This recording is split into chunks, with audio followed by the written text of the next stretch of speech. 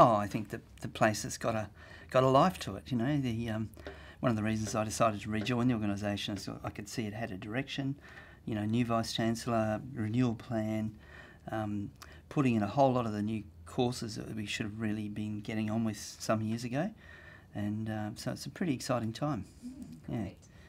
Oh, the faculty's humming along. Our new courses in paramedic and medical imaging, sonography, the new medical science courses are, you know, got good student interest, and so the top priority is launching those well.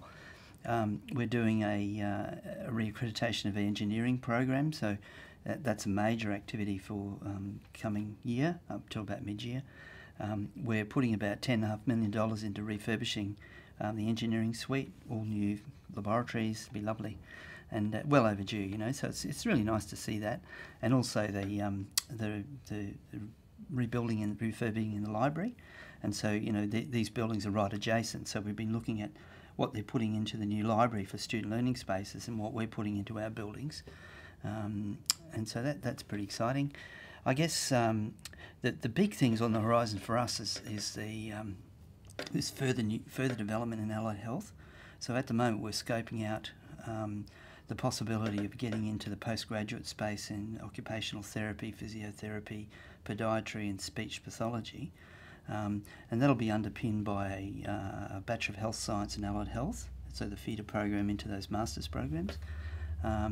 Oral therapy is another area we'll be going into, and we're currently looking at chiropractic as well, and the possibility that chiropractic and the medical imaging suite in Mackay might make good sense together.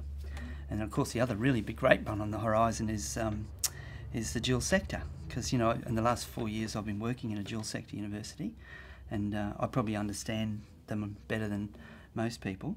And so this great opportunity of having vocational education and higher education in the same space, and getting the academic teams in vet and higher ed to sort of work together and talk together about, you know, how do we best get students from vet programs into higher education and vice versa.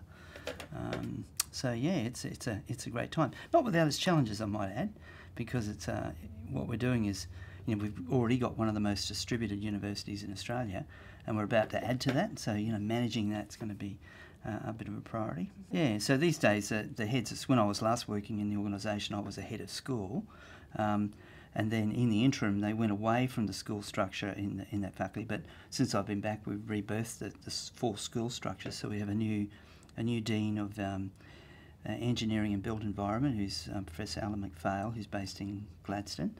We've got a new Dean of Health and Human Services, a psychologist, Professor Andy Bridges, he's from the UK.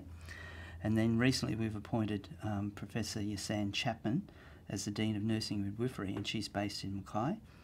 And then the other school is Medical and Applied Sciences, headed up by Professor Grant Stanley, and he's come from Victoria. So yeah, 4 new heads, you know, deans of school, different outlook. I've just been through a period of reshaping the admin structure in the faculty to make it take away from the previous structure. Was most of the activity and so on budgets were controlled from the faculty, but actually I've got a much more open mind about devolving budgets. So each of the deans of school have a fully devolved budget, and it's a performance-based budget, not an allocation-based budget. So the more that they can earn, the more money they can use. So I think everyone's quite looking forward to that.